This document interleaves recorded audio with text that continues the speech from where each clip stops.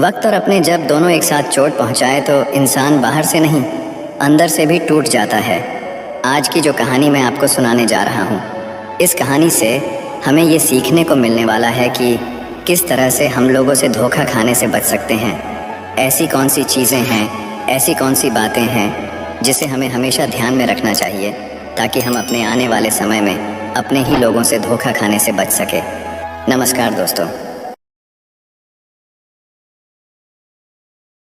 दोस्तों, बहुत पुराने ज़माने की बात है। एक गांव में एक युवक रहता था। वह शिकारी था, लेकिन वह दूसरे शिकारियों की तरह नहीं था। उसने अपनी पूरी जिंदगी में कभी किसी जानवर को नहीं मारा था। वह किसी जानवर को मारने के लिए हाथ उठा ही नहीं सकता था। बस उसके पास एक जाल था और एक बांसुरी थी जिस पर वह बहुत सुरीली धुन बजाया करता था। वह रोजाना जंगल में जाता और जाल बिछा के कुछ दूर चला आता और जाल से कुछ दूर जाकर बांसुरी बजाने लगता। उसकी बांसुरी की मधुर आवाज सुनकर परिंदे उड़ते चले आते। वह इंतजार करता और जैसे ही कोई परिंदा उसके जाल के पास आता, वह रस्सी खींचकर उसे जाल में बंद कर लेता। फिर वह अपने घर चला आता। वह उस परिंदे को दाना खिलाता, उनका ख्याल रखता और उनकी प्यारी प्यारी आवाज़ें सुनता। जब कभी उसे पैसों की ज़रूरत पड़ती तो वह उनमें से 2-3 परिंदे बेच देता। परिंदों के इस शिकारी का एक बेटा था जिसका नाम कबीर था। कबीर अभी छोटा ही था कि उसके पिताजी बीमार पड़ गए और उसका देहांत हो गया। अब कबीर और उसकी अम्मी अब दोनों अकेले रहते थे। उनके पास जो पैसे थे वह जल्द ही ख़त्म हो गए और उनके पास खाने को कुछ ना रहा। जिंदगी बड़ी मुश्किल से गुजरने लगी। कबीर छोटा था मगर बहुत हिम्मत और साहस वाला था। कामकाज में अपनी अम्मी की मदद करता और जो वक्त मिलता उसमें वह जंगल चला जाता जहां उसके पिताजी परिंदे पकड़ा करते थे। आखिर एक दिन उसने अपनी माँ से कहा कि माँ, अब मैं बच्चा नहीं रहा। अब मैं 16 साल का हो गया हूँ। पिताजी के जाने के बाद आपने बहुत मेहनत की है। अब आप मुझे पिताजी का जाल और बांसुरी ला दीजिए। कल से मैं भी जंगल जाकर परिंदे पकड़ूंगा। उसकी माँ जानती थी कि वह बड़ा बहादुर लड़का है और जंगल का चप्पा चप्पा उसने देख रखा है, इसलिए उन्होंने उसे बांसुरी और जाल लाकर दे दिया। अगली सुबह कबीर जल्दी उठ गया और जंगल में चला। उसे ना किसी चीज़ का डर था और ना ही यह ख्याल के रास्ता भूल जाऊंगा, क्योंकि वह जंगल के एक एक हिस्से को पहचानता था। घने जंगल में दूर तक निकल गया और बांसुरी बजाने लगा, लेकिन पूरे दिन में एक परिंदा भी उसके पास ना आया। आखिर जंगल में शाम का अंधेरा फैलने लगा तो वह थका हारा खाली हाथ घर लौट आया। उसकी माँ जानती थी कि यही होगा। परिंदे पकड़ना इतना आसान नहीं है कि कोई एक ही दिन में यह काम सीख ले। उन्होंने बेटे को तसल्ली दी और समझाया कि बेटे, तुम्हारे पिताजी भी तुरंत परिंदे पकड़ने में माहिर नहीं हो गए थे। अभी तुम्हें इस काम को सीखने में बहुत मेहनत करनी पड़ेगी। कबीर हिम्मत हारने वाला नहीं था। उसने मुस्तकिल वक्त से यह काम जारी रखा। आखिर आहिस्ता आहिस्ता उसे बांसुरी पर खूबसूरत धुनें बजाना, अपने आप को परिंदों से छुपाना और बगैर हिले जुले सब्र से देर तक बैठना आ गया और परिंदे उसके जाल में फंसने लग गए। हर दिन की तरह वह जंगल जाता है और जाल रखकर कुछ दूर चला जाता है। कुछ समय बाद उसके जाल में एक बहुत अजीब और खूबसूरत परिंदा फंस गया। उसके पर 7 रंगों के थे। उसे वह खुशी खुशी अपने घर ले आया और उस परिंदे को एक पिंजरे में बंद कर दिया। अगली सुबह जब वह उठा तो यह देखकर हैरान रह गया कि परिंदे ने एक खूबसूरत अंडा दिया था। वो अंडा भी 7 रंगों का था। कबीर ने सोचा कि यह अंडा बाजार में जाकर बेच देना चाहिए ताकि कुछ पैसे मिल सके। जब वह अंडा लेकर बाजार पहुंचा तो उसे दुकानदार ने देख लिया। यह दुकानदार बहुत चालाक और लालची था। उसका काम ही गरीब लोगों को धोखा देना और सस्ती चीजें महंगे बेचना था। कबीर के हाथ में रंगीन अंडा देखते ही उसने तुरंत आवाज दी, सुनो, क्या यह अंडा तुम्हें मुझे बेचना है? मैं इसे खरीदता हूँ। कबीर पहले से ही जानता था कि वह दुकानदार बुरा आदमी है। उसकी चालाकी और लालच देखकर कबीर ने कहा, हाँ, लेकिन इसकी कीमत 15 रुपए लगेगी। दुकानदार ने कहा, ठीक है। कबीर को यह देखकर हैरानी हुई कि चालाक दुकानदार ने उस अंडे की कीमत कम करने की कोशिश नहीं की और उसे 15 रुपए देकर अंडा ले लिया। कबीर ने बाजार में वह पक्षी बेच दिया और अपने घर आ गया और वह 15 रुपए उसने अपनी माँ को दे दिए। अगली सुबह उसने देखा कि परिंदे ने फिर एक वैसा ही रंगीन अंडा दिया है। यह अंडा भी उसने बाजार जाके उस चालाक दुकानदार को बेच दिया। इस तरह वह परिंदा रोजाना एक खूबसूरत और रंगीन अंडा देता और कबीर उसे बेच आता। और ऐसे ही माँ बेटे अच्छे से जिंदगी जिन्हें लगे। एक दिन कबीर को विचार आया कि यह चालाक दुकानदार ने मुझसे कम कीमत में अंडा खरीद तो लिया, जरूर उसे बहुत ज्यादा कीमत पर आगे बेचता होगा। यह सोचकर उसने एक दिन दुकानदार का पीछा किया। वह दुकानदार अंडा खरीदकर महल में पहुंचा और कबीर समझ गया कि वह दुकानदार इससे रोज अंडा खरीदकर राजा को महंगे दामों में बेच आता है। कबीर ने सोचा कि क्यों न मैं खुद अंडा लेकर महाराज के पास जाऊं और ज्यादा रकम पाऊं। उसने ऐसा ही किया। वह महल गया और राजा ने उसे एक अंडे की कीमत 200 रुपये दिए। जब चालाक दुकानदार ने देखा कि कबीर अब उसे अंडे नहीं बेचता बल्कि वह खुद महल में जाकर बादशाह को बेच आता है, तो उसे बड़ा गुस्सा आया। कबीर को सबक सिखाने के लिए वह एक दिन राजा के पास गया और कहा कि महाराज की जय हो, आप कबीर से इतना महंगा अंडा क्यों खरीदते हैं? ये अंडे तो आपको बिल्कुल मुफ्त में मिल सकते हैं। राजा ने कहा, कैसे? दुकानदार ने कहा, महाराज कबीर के पास एक अजीब और खूबसूरत परिंदा है जो हर रोज यह अंडे देता है। आप उससे यह परिंदा छीन लीजिए, उसके बाद आपके पास अंडा और परिंदा मुफ्त में होंगे। राजा ने अपने सैनिकों को हुक्म दिया कि वह परिंदा तुरंत ले आओ। कुछ देर बाद सैनिक कबीर के घर गए। वह परिंदा लेने कबीर समझ गया कि यह चालाक दुकानदार की शरारत है, क्योंकि राजा इतना बेवकूफ़ है कि वह कभी यह नहीं सोच सकता कि अंडे कहाँ से आते हैं। लेकिन वह मजबूर था, क्योंकि राजा का हुक्म ना मानने पर उसे कोई सख्त सज़ा भी दे सकता था। इसलिए कबीर ने अपना परिंदा राजा को दे दिया। लेकिन उसने हिम्मत नहीं हारी। उसने अपनी बांसुरी और जाल उठाया और अगले दिन जंगल में चला गया। उसने ऐसी मधुर बांसुरी बजाई कि जंगल के कोने कोने से परिंदे निकलकर उसके पास आने लगे। उसके जाल में कभी कबूतर फंसता, कभी बुलबुल तो कभी तीतर। कबीर उनको बेचकर दोनों माँ बेटे हंसी खुशी जिंदगी गुजारने लगे। कबीर अब पूरे शहर में मशहूर हो गया। जब किसी को कोई परिंदा पालना होता वह कबीर के पास आता और उससे परिंदा खरीद लेता और उससे परिंदा खरीद कर ले जाता। चालाक दुकानदार ने यह सब देखा तो उसने कबीर से कहा कि यह परिंदा तुम मुझे बेचा करो। कबीर समझ गया कि वह इससे परिंदे सस्ते खरीद कर लोगों को महंगा बेचेगा, इसलिए उसने मना कर दिया। चालाक दुकानदार को बहुत गुस्सा आया। वह राजा के पास गया और उसने कहा कि महाराज, आपने जो परिंदा कबीर से लिया था वह अकेला होने की वजह से उदास रहता है। आप कबीर से कहिए कि ऐसा ही एक और परिंदा पकड़ लाए ताकि आपका परिंदा अपने साथी के साथ खुश रहे। राजा थोड़ा मंद बुद्धि का था तो उसने सोचा कि दुकानदार ठीक कहता है। उसने कबीर को बुलवाया और उसे हुक्म दिया कि हम चाहते हैं कि तुम मेरे परिंदे का साथी ऐसा ही एक और परिंदा पकड़ लाओ, वरना तुम्हारी खैर नहीं। कबीर ने कुछ कहने की कोशिश की, लेकिन राजा ने कहा कि मैं एक शब्द भी नहीं सुनना चाहता। मैं तुम्हें 30 दिन की मोहलत देता हूँ। अगर तुम इन 30 दिन के अंदर अंदर तुम ऐसा ही एक और परिंदा ना लाए तो तुमको जान से मार दिया जाएगा। कबीर परेशान तो हुआ, लेकिन उसने हौसला रखा। उसके बाद कबीर अपने घर गया और अपनी माँ से सारी बात बताई। कबीर ने अपनी माँ से आशीर्वाद लिया। उसके बाद बांसुरी और जाल लेकर जंगल पहुँच गया।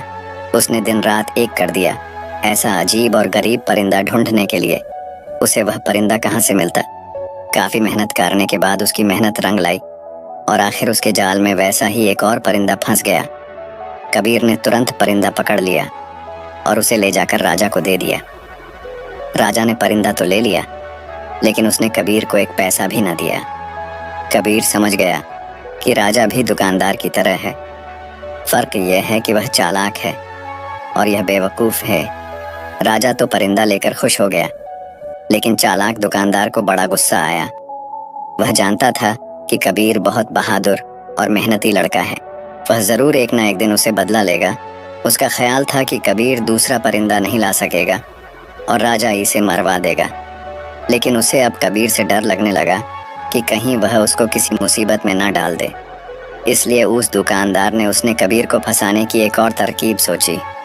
वह राजा के पास पहुंचा और कहने लगा, महाराज, आपको शायद मालूम नहीं कि जो परिंदे आपको कबीर लाकर देता है उनकी जान एक फूल में है। राजा ने पूछा कि वह कैसे?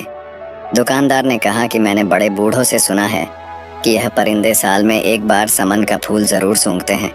अगर यह फूल उनको सूंघने को ना मिले तो यह मर जाते हैं और यह फूल काले देव के बाग में उगते हैं। राजा ने कहा, लेकिन हमारे पास ये फूल कहाँ से आएंगे, क्योंकि काला देव तो अपने बाग में किसी को नहीं आने देता और कोई वहां पहुंच भी जाए तो वह उसे मार डालता है। दुकानदार ने कहा कि महाराज, यह काम तो पूरे नगर में केवल एक ही लड़का कर सकता है। उसका नाम कबीर है। उसे बुलाकर कहिए कि तुरंत समन का फूल लेकर आए। राजा ने फिर वही किया जो दुकानदार ने कहा था, यानी राजा ने कबीर को बुलवाकर कहा कि तुम काले देव के बाग में जाओ और हमारे परिंदों के लिए समन का फूल लेकर आओ, वरना मेरे परिंदे मर जाएंगे। कबीर ने कहा कि महाराज, मैंने अपना परिंदा आपको दे दिया। आपने कहा उसका साथी लाओ। मैंने वह भी पकड़ कर ला आपको दिया, लेकिन आपका यह आदेश अजीब है। मुझे तो ये मालूम नहीं कि काले देव का बाग कहाँ है। राजा ने जवाब दिया कि यह तो तुम उस दुकानदार से पूछो, उसे सब मालूम है।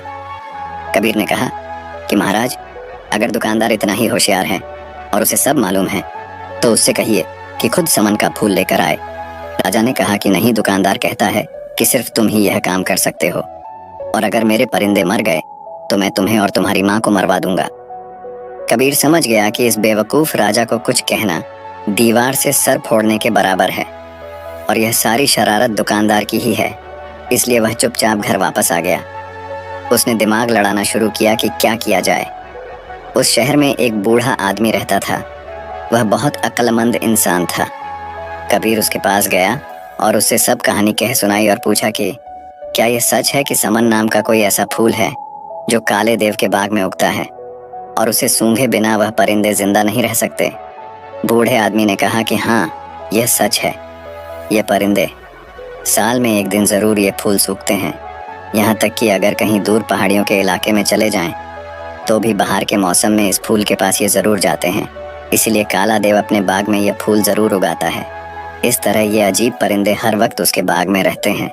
कबीर ने पूछा कि अगर मैं उस बाग से वो फूल तोड़ लाऊं तो क्या परिंदे भी उस फूल के पीछे पीछे आएंगे? बूढ़े आदमी ने कहा कि हाँ बिल्कुल, लेकिन उस फूल तक पहुंचना बहुत मुश्किल है। उस बाग का एक ही दरवाजा है और उस काले देव के सिवा और कोई नहीं खोल सकता। कबीर ने कहा कि मैं उसे खोल लूंगा, बस मुझे आप उसका पता बता दीजिए। बूढ़े आदमी ने उसे काले देव के बाग तक जाने का रास्ता बता दिया और यह भी कहा कि बड़े बड़े पहलवान और बहादुर लोग वहां गए थे, लेकिन कोई भी जिंदा वापस नहीं आया। देव बहुत ताकतवर है। तुम कोशिश करना कि किसी तरह तुम छुप कर रहो। अगर वह तुम्हें देख ना सका तो तुम्हारी जीत होगी, वरना वह तुम्हें मार डालेगा। कबीर ने हर बात अच्छी तरह से सुन ली और समझ ली और अगले दिन सुबह ही जाने को तैयार हो गया। वह अब अपने गांव से काफी दूर निकल आया था। वह चलता गया। आखिरकार वह काले देव के बाग तक पहुंच ही गया। वह पहुंचकर उसने देखा कि बाग का एक ही दरवाजा था जो बहुत बड़ा था और बड़ी बड़ी चट्टानों को मिलाकर बनाया गया था। कई पहलवान मिलकर भी उसको हिला नहीं सकते थे। वह दरवाजे के पास बैठ गया, लेकिन वह इतना थका हुआ था कि उसे तुरंत नींद आ गई। उसकी आंख शोर से खुली शोर ऐसा था कि लगता था कि जैसे आंधी आ रही है। शोर करीब आता जा रहा था। वह समझ गया कि काला देव बाग के अंदर जा रहा है। वह तुरंत छुप गया। देव उसे ना देख सका और उसके करीब से गुजर गया। कबीर को ऐसा लगा कि जैसे कोई पहाड़ उसके बराबर से गुजर कर जा रहा है। देव ने बाग का दरवाजा खोला। कबीर सांस रोके दबे पांव उसके पीछे पीछे चला और जैसे ही वह बगीचे के अंदर गया, कबीर भी अंदर चला गया और तुरंत एक झाड़ी के पीछे छुप गया। जंगल में परिंदे पकड़ने के काम में उसे बहुत देर तक हिले बगैर छुप कर रहना पड़ता था। ये आदत उसे यहाँ बहुत काम आई। देव को पता भी नहीं चला कि कोई उसके पीछे पीछे बाग के अंदर आ गया है। वह बाग बहुत खूबसूरत था। उसमें अजीब अजीब रंग के ऐसे फूल थे कि कबीर दंग रह गया। उसमें ऐसे परिंदे थे जो उसने पहले कभी नहीं देखे थे। कबीर वहीं छुपा रहा। सुबह काला देव फिर बाहर आया। शायद वह शिकार की तलाश में बाहर जा रहा था। जब देव चला गया तो झाड़ी के पीछे से निकला और बाग में समन नाम का फूल तलाश करने लगा। जैसे उसको उस बुजुर्ग आदमी ने निशानियां बताई थी उसे। वहां वैसे ही परिंदे भी नजर आए जैसे उसने राजा को दिए थे, लेकिन उसे मालूम नहीं था कि समन कौन सा फूल है। वहां तो बाग में हर तरह के फूल थे। घूमते घूमते उसे एक बहुत बड़ा घर नजर आया। देव उसमें रहता था। कबीर उसके अंदर चला गया। उस घर में 15 कमरे थे। हर कमरा दूसरे से बढ़कर खूबसूरत था, लेकिन पूरे मकान में कोई नहीं था। आखिर जब वह 15वें कमरे में पहुंचा तो उसे किसी के रोने की आवाज सुनाई दी, लेकिन वहां कोई नहीं था। उसे लगा कि आवाज कालीन के नीचे से आ रही है। उसने कालीन उठाया तो फर्श में एक दरवाजा बना हुआ था। उसने दरवाजा खोला तो सीढ़ियां जमीन के अंदर जा रही थीं। वह सीढ़ियां उतरकर अंदर चला गया। नीचे एक और अंधेरा था। वह बहुत अंधेरा था। अब रोने की आवाज तेज हो गई थी। कबीर ने गौर से देखा तो अंधेरे में एक लड़की नजर आई, जो टेबल के पीछे बैठकर रो रही थी। उसके लंबे लंबे बाल, और वह रो रही थी। कबीर को देखकर बोली, अरे लड़के, तुम यहाँ कैसे आ गए? तुम कौन हो? तुरंत यहाँ से चले जाओ। अगर वह राक्षस आ गया तो तुम्हारे टुकड़े टुकड़े कर देगा। कबीर ने कहा कि तुम चिंता ना करो, वह बाहर गया हुआ है। यह बताओ कि तुम कौन हो? लड़की ने कहा कि मेरा नाम चंदा है। वह मनहूस देव मुझे कई साल पहले उठा लाया था, तब से मैं यहाँ कैद में हूँ। कबीर ने उसे नीचे उतारा। उसने फिर पूछा कि तुम कौन हो और यहाँ क्यों और कैसे आए हो? कबीर ने पूरी बात बताई कि वह किस तरह समन के फूल की तलाश में आया है, और अगर फूल ना मिला तो महाराज उसकी माँ को नुकसान पहुंचा सकता है। उस लड़की यानी चंदा ने कहा कि समन नाम का फूल सबसे पहले मैंने उगाया था। अगर तुम मुझे यहाँ से निकाल कर ले जाओ तो मैं तुम्हें समन उगा कर दूंगी। फिर सारे परिंदे तुम्हारे पास आया करेंगे। उसने बताया कि काला देव के स्तंभ में तेज घोड़े भी हैं। कबीर वह गया और उसने 2 घोड़े खोल लिए। उस लड़की ने वह फूल भी तोड़ लिया था। दोनों घोड़े पर सवार हो गए। चंदा को मालूम था कि बाग में एक पत्थर को दबाने से बाग का दरवाजा खुल जाता है। इस तरह दोनों दरवाजे खोलकर घोड़े पर सवार होकर वहां से निकल गए। घोड़े भगाते भगाते दोनों कबीर के नगर पहुंच गए। कबीर की माँ अपने बेटे को देखकर बहुत खुश हुई। कबीर ने फिर अपनी माँ को सारी कहानी सुनाई। फिर वह दोनों को अंदर ले गए और खाना खिलाया। फिर पूछा कि यह बताओ, जो फूल तुम लेने गए थे वह मिला भी या नहीं? कबीर ने कहा कि माँ, जब मैं गया था तो मैंने आपको कुछ नहीं बताया था। फिर आपको कैसे पता चला कि मैं फूल लेने गया था? उसकी माँ ने बताया कि राजा के सिपाही रोज आते हैं और पूछते हैं कि कबीर फूल लेकर आया कि नहीं। दोनों अभी बैठे ही थे कि इतने में राजा के सिपाही भी आ गए और पूछा कि तुम फूल लाए या नहीं। इससे पहले कि वह जवाब में कुछ कहता, चंदा ने कहा, हाँ ले आया है। थोड़ी देर में खुद राजा के पास फूल लेकर जाएगा। राजा के सिपाही चले गए तो चंदा ने चाकू लेकर अपनी उंगली में चीर लगाया। खून के 2 कतरे निकले और निकलकर फूल बन गए।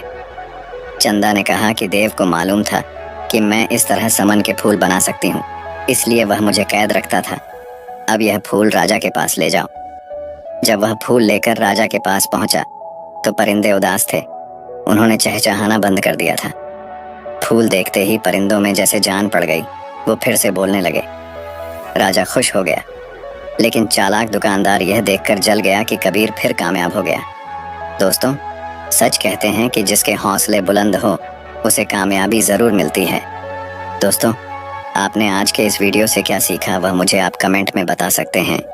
इसी के साथ में उम्मीद है कि आपको आज की वीडियो पसंद आई होगी, तो इस वीडियो को उस इंसान को शेयर करें जिससे यह कहानी सुनने की ज़रूरत है, और उसी के ठीक बाद चैनल को सब्सक्राइब करें। तो चलिए फिर मिलते हैं ऐसी एक और नई वीडियो में एक नए मैसेज के साथ।